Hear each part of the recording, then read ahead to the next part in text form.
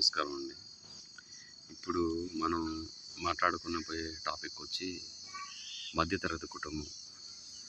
అసలు మధ్యతరగతి కుటుంబం అనేది ఎలా ఉంటుందంటే, మనకున్న డబ్బులు ఖర్చు పెట్టలేము.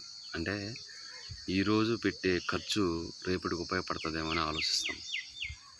అదేవిధంగా ఎక్కడ చూసినా కూడా అడ్జస్ట్మెంట్. ఒక చిన్న కష్టం వచ్చినా అడ్జస్ట్మెంటు, పెద్ద కష్టం వచ్చినా అడ్జస్ట్మెంటు. ఎప్పుడు కూడా ఈ మధ్యతరగతి కుటుంబం యొక్క జీవితం అనేది ఎలా ఉంటుందంటే చాలుకుంటూ ఉంటుందండి. అంటే మనం ఎక్కువ ఖర్చు పెట్టలేము, అలా అని తక్కువగా బతకలేము. నిరంతరము ఒక పోరాటం ఏదైనా ఉందంటే అది నాకు తెలిసినంత వరకు మధ్యతరగతి కుటుంబం గురించే చెప్పుకోవాలి. నేను కూడా ఒక మధ్యతరగతి కుటుంబస్తున్నే.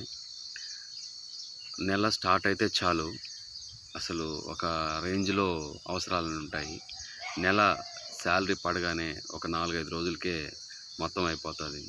ఆ తర్వాత నుంచి కూడా చిన్న చిన్న విషయాల్లో మనం అడ్జస్ట్మెంట్లు చేసుకుంటూనే బ్రతకాలి. హై రేంజ్లో బతకలేక, లో రేంజ్లో జీవించలేక నిరంతరం ఆ జీవితంలో కొట్టుకుమిట్లాడుతూ ఉండే ఆ యొక్క మధ్యతరగతి కుటుంబస్తుడు మాత్రం నిజంగా చెప్పాలా అంటే జోహార్.